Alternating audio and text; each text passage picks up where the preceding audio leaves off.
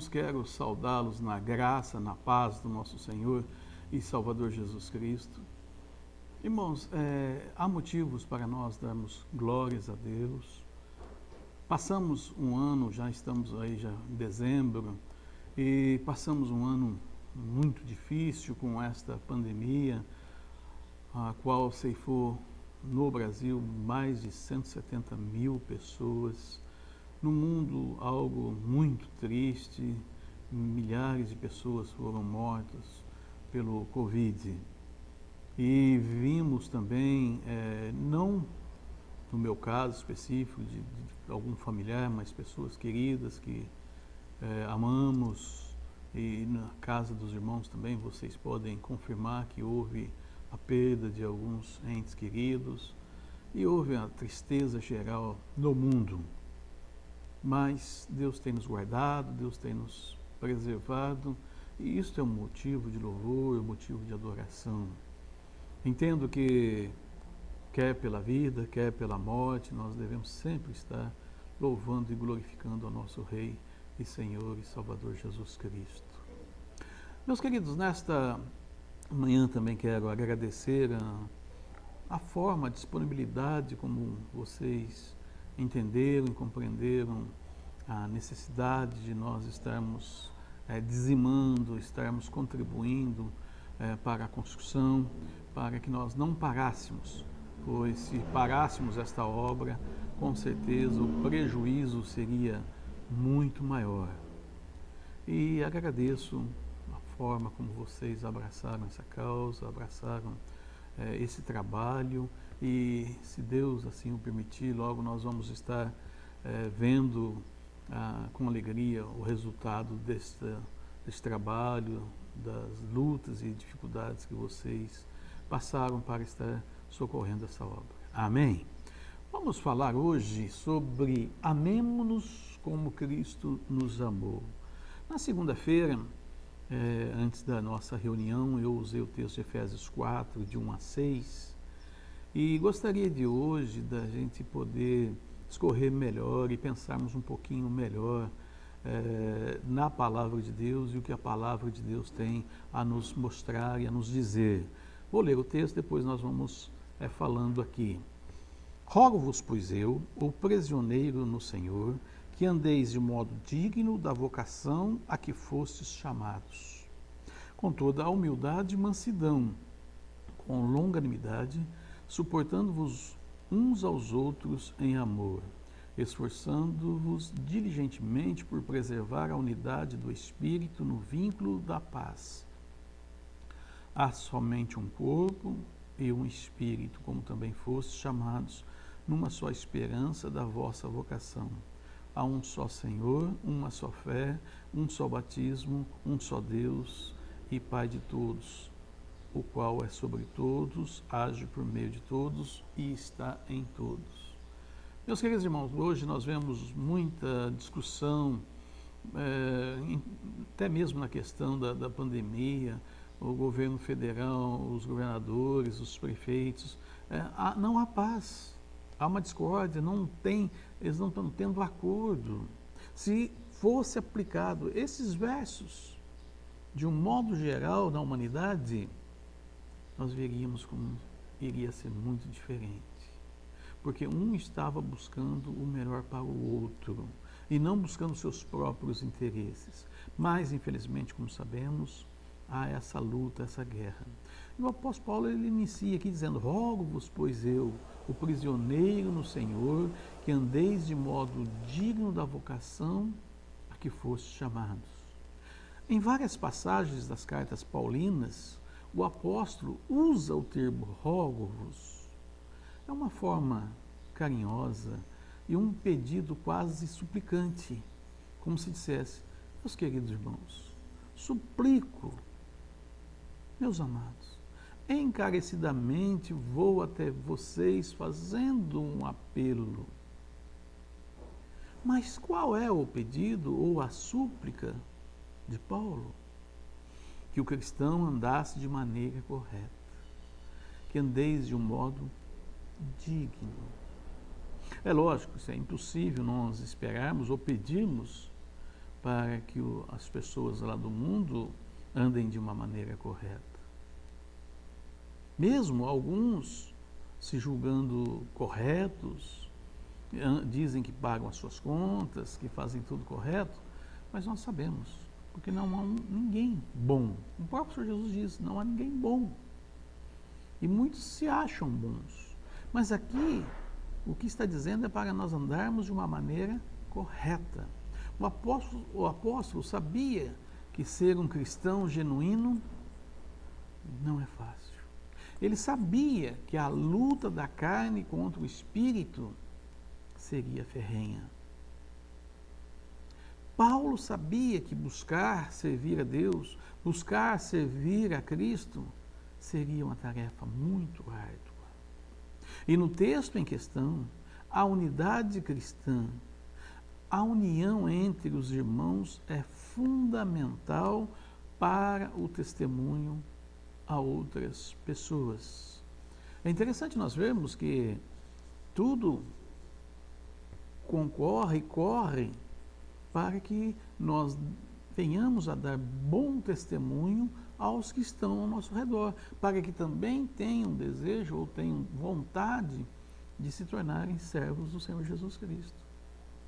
Mas, infelizmente, muitas vezes, pelo mau testemunho do cristão, as pessoas falam mal de todos, colocam todos dentro do mesmo saco, infelizmente. Lembremos que ser cristão não é uma filosofia ou algo longe de ser atingido, mas ser cristão é viver como Cristo viveu. Há alguns teólogos que eles dizem que cada cristão é um cristinho.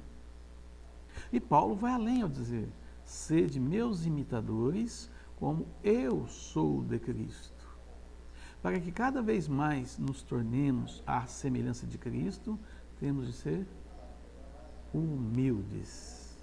Cristo nos deu exemplo, mesmo sendo Deus, esvaziou-se de si mesmo, tornou-se homem, tornou-se servo, assumiu a forma de servo e se entregou por nós na cruz.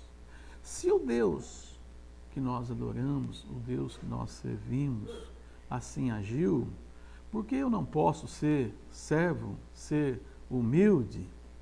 E quando assim agimos, prontos a ser humildes, servindo ao próximo em amor, o laço da unidade é estreitado dentro da igreja. Se a humildade é uma forma de servir ao próximo, devemos exercer a mansidão e a longanimidade, que é o fruto do Espírito. Queridos, pensemos um pouquinho, se nós, na nossa humildade, estamos exercendo em auxílio ao próximo,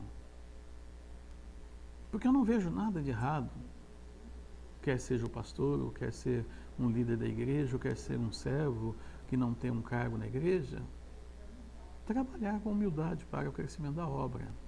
Se a carne tem o mundo para alimentar-se, e aí, irmãos, nós sabemos como é triste, porque a carne oferece, o mundo oferece todos os prazeres para a carne.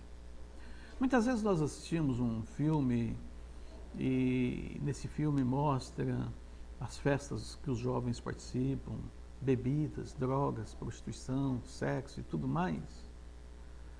E eu fico pensando, meus queridos irmãos, em relação a nós cristãos. O que tem de nos alimentar? É o Espírito. Lembremos que há poucos dias atrás eu, numa mensagem, disse sobre a luta do Espírito contra a carne. A carne luta contra o Espírito luta contra a carne. E quem nós estamos alimentando mais? Porque nós vivemos no mundo, nós participamos do mundo. Eu não digo, irmãos, que tudo o que nós venhamos fazer no mundo está errado ou é pecado. Não estou dizendo isso de maneira nenhuma. Eu estou dizendo que nós, como Paulo diz, tudo é lícito, mas nem tudo convém. E nós devemos saber o que tomar de decisões, ou usar do mundo ou não usar do mundo. Não devemos agir como o mundo age. Tiago diz, de onde procedem guerras e contendas que há entre vocês? De onde? Senão dos prazeres que militam na vossa carne? Isso é um fato. Quando nós cristãos começamos a dar vazão às coisas carnais, nós começamos a entender bem o que Tiago estava querendo dizer. Porque vem guerras, contendas, discórdias, dissensões. Quantos irmãos carnais dentro da igreja não conversam um com o outro? Eu fui pastor de uma igreja que um irmão não conversava com o outro irmão. Não é possível isso. Tudo por causa de herança, por causa de bens materiais. O nosso espírito tem o Espírito Santo que habita no nosso coração. O Espírito Santo nos alimenta, nos direciona, nos fortalece nesta jornada. Além do fruto do Espírito, amor, longanimidade, paz, alegria, mansidão, longanimidade, bondade, domínio próprio. O Espírito Santo também nos concede dons. Dons à igreja, para que nós assim possamos trabalhar na edificação e no crescimento do corpo de Cristo. Veja, irmãos, que quando o apóstolo Paulo, em Romanos capítulo 12, 1 Coríntios capítulo 12, fala sobre os dons espirituais, em especial, ele vai além quando ele diz que o dom de línguas, ele edifica a própria pessoa. E os outros e os demais dons edificam todos. Portanto, Paulo preferia muito mais falar 5 palavras que todos entendiam do que falar 10.000 que ninguém entendia. Mas, infelizmente, nós vemos muitas vezes pessoas dando muito valor ao dom de línguas, acima dos demais dons, que é para a edificação de todo o corpo. Paulo diz, suportando-vos uns aos outros em amor. A palavra suportar, aparentemente, soa como algo que implica fazer algo que nós não queremos, ou ser obrigado a fazer algo que nos desagrada. Não é isso que o apóstolo Paulo expressa. Os irmãos devem já ter ouvido, inclusive há uma música nesse sentido, que conta a história de 2 meninos que ficaram órfãos e era uma época de muita neve, muito frio, e eles saíram para achar um lugar para ficarem. Eles não tinham mais casa, não tinham mais família, não tinham mais pais. E ao sair e procurar um orfanato, no caminho, o mais novo não conseguiu caminhar mais. E o mais velho, pouca diferença de idade um do outro, pegou seu irmãozinho, colocou nos seus ombros e o carregou. Chegando ao orfanato totalmente exausto. E ao ser recebido no orfanato, a pessoa pergunta, poxa, mas ele é muito pesado para você. E esse menino vira e diz, não, meu irmão não é pesado para mim.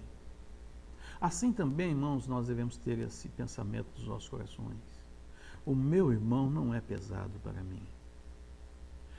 E quando nós falamos em suportar-vos uns aos outros, muitas vezes deixar algumas picuinhas, deixar algumas briguinhas, alguma coisa boba que muitas vezes vai interferir no nosso relacionamento. E entender que nós, suportando-vos uns aos outros em amor, possamos caminhar para esta jornada.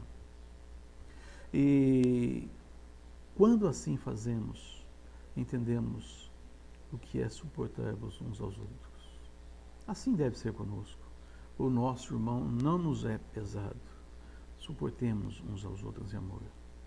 Quando assim, irmãos, fazemos, nós cumprimos a lei de Cristo.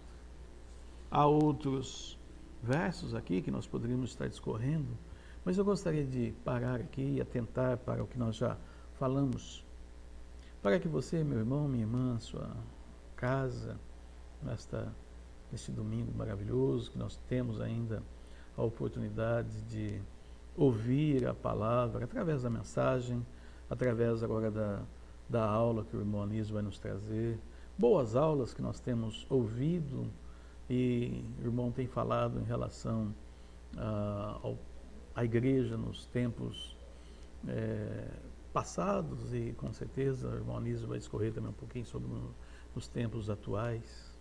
Lembramos de grandes homens de Deus nesse período, Lutero, Calvino, John Knox, Zwinglio.